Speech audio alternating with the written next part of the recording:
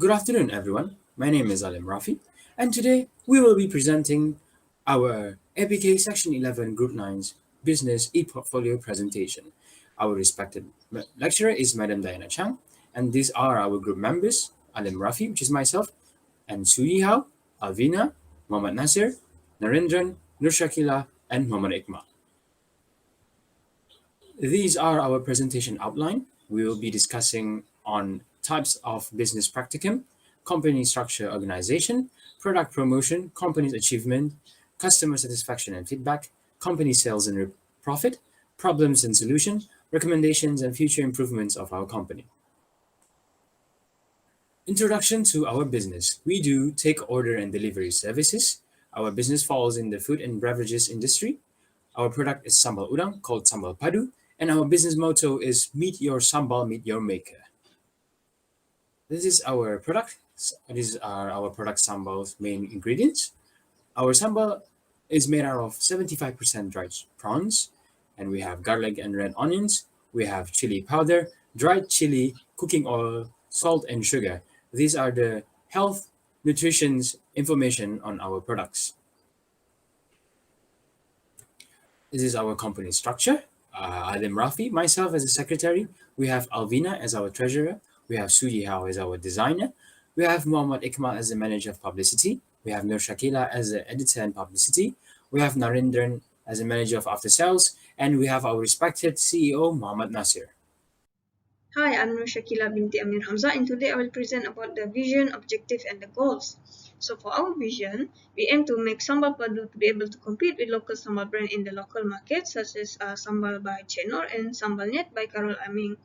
And then for our next vision is our aim is for our product to be able to reach customers from all regions. This includes Sarawak and Semenanjung Malaysia, for Malaysia as well as Brunei. And lastly, for our third vision is to improve and compete with other popular sambal in terms of their taste and spiciness of the sambal itself.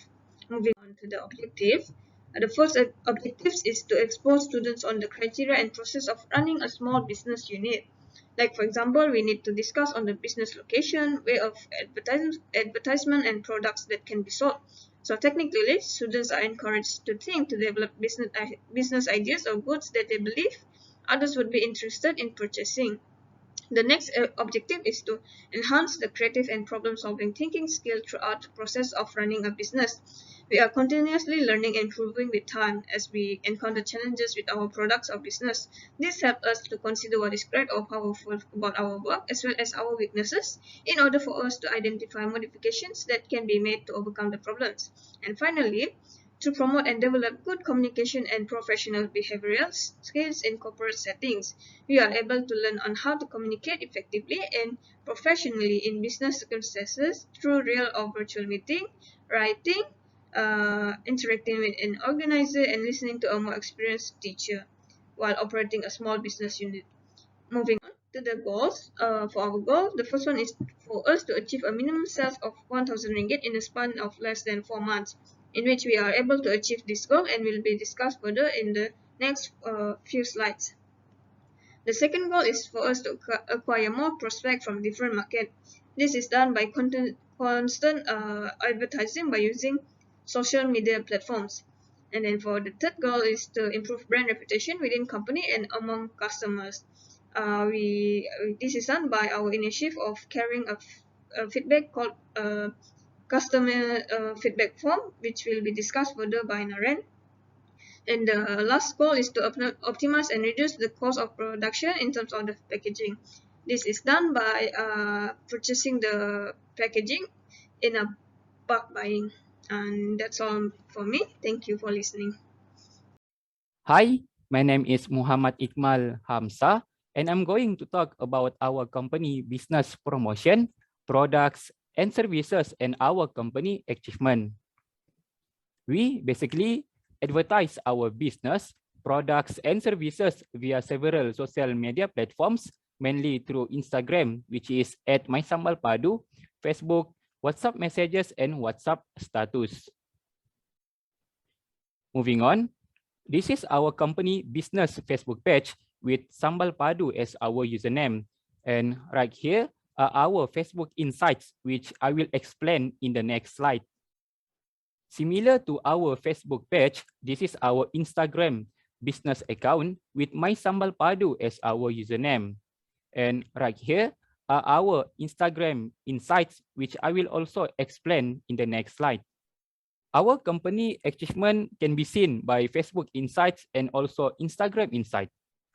Our Facebook Insights can be described by having 448 post reach, 86 post engagement, and 128 Facebook page viewers, as well as 37 customers who like our Facebook page and Facebook content, and 7 people who follow our Facebook page. In terms of Instagram Insights, as you can see here, there are 793 accounts reach, 97 accounts engagement, 155 customers who visited our IG profile, 188 customers who like our Instagram account, and lastly, we also gain 243 customers who follow our IG account.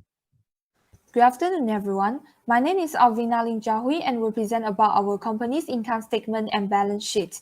As we all know, a clear company transaction is of paramount importance in maintaining a company's operation.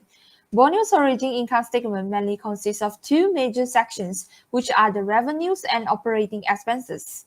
Our company managed to achieve a total of online and offline sales at 1,985 ringgit and 50 cents, while the operating expenses at 1,045 ringgit and 8 cents. The company managed to earn the total profit at 940 ringgit and 42 cents. Moving on, the figure at the right-hand side shows the balance sheet, which had listed clearly with the sections of debit and credit for the year ended December of 2021. All the revenues, operating expenses breakdown lists have been listed clearly. We are gathering all the sales and expenses from company's member, and the profit earned is similar to the income statement provided. Moving on, this is all the Go e-commerce screenshots provided by our all 7 members. Firstly, Nasius managed to achieve his sales at 591 ringgit with his expenses at 423 ringgit and 8 cents. Secondly, Alvina, which is me, managed to achieve the sales at 230 ringgit and 50 cents with my expenses at 68 ringgit. Thirdly, Ali managed to achieve his sales at 360 ringgit with his expenses at 89 ringgit Malaysian. Moving on, Narendran managed to achieve his samba sales at 148 ringgit Malaysia with his expenses at 90 ringgit Malaysian. Moving on, Iqmal managed to achieve his sales at 186 ringgit and 50 cents with his expenses at 112 ringgit and 50 cents. 6. Yihao managed to achieve his sales at 180 ringgit with his expenses at 112 ringgit and 50 cents. Lastly, Shakila managed to achieve her sales at 289 ringgit and 50 cents with her expenses at 150 ringgit Malaysian. Hi, my name is Sui Hao. Now let's take a look on our company's cash flow. The total sales we received is 1,558 ringgit and 50 cents, whereby the total spend is 1,045 ringgit and 8 cents. Therefore, the balance we get is 530 ringgit and 42 cents. Now moving to the last part, which is the break-even point.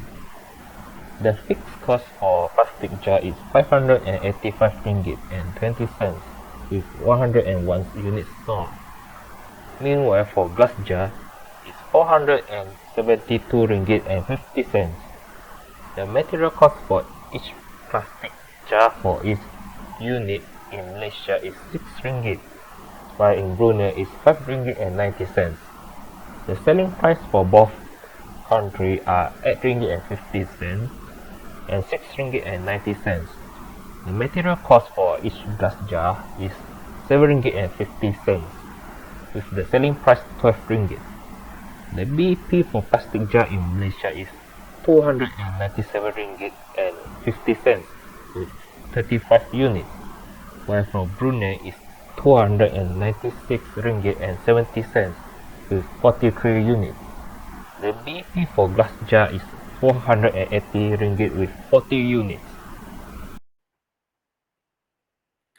Let's continue. I'm Muhammad Nasir Rakama and I'll tell you some of the problems or risks that we face along the journey. The first one is delay in stock arrival. This is true for the KK branch. The reason behind this is that stock delivery need to rotate between three branches, including Lada to Nkudat. However, the one that we're managing is the one in KK. It took approximately 3 weeks for the stock to replenish, resulting we need to hold our customer for a while. As the counter days, we increase the amount of order per batches up to 70 job for the first one and 55 on the second one. By doing this, the product can be supplied continuously to the customer. Next, the most unexpected problem we encounter is that we are truly unaware about the difference between the customer's living environment space, especially for those who are living in hostel. At UMS, at the hostel, some of the customer has their room high humidity. We cannot deny the fact that some of the students hang their laundry in the room. This causes the products to spoil faster. After discussing with both supplier and members, we decided to sell our product in glass jars. They provide excellent seal, better durability and appearance. However, we also keep selling the plastic jar as more cheap and economic. It also more popular. It is also more popular among the customer who live at home. Moving on, the new solutions require new change of product appearance, thus delaying the agenda, pushing our schedule by weeks, and also affecting the publicity of the product. To overcome the delay, a simple glass jar is prepared in advance and used for illustration and promotional purpose only. We also make a coming soon poster to let that our customer know in advance. Lastly, to ensure the company is smooth and in order, we implemented some improvements which is might useful in the future. The first one is communication among the members is critical before everything. Ice breaking is a must to bring the members closer. This is might be beneficial during the task distribution and task clarifications. Next, update about progressions. Each department give updates weekly. As to add that, preparing a Gantt chart might come in handy to understand the situations and progressions. After that, absence of leave need to be informed earlier. Meetings agenda also need to be handed out days before meeting. Lastly, policy need to be upheld for quality control. That's all from us. Thank you.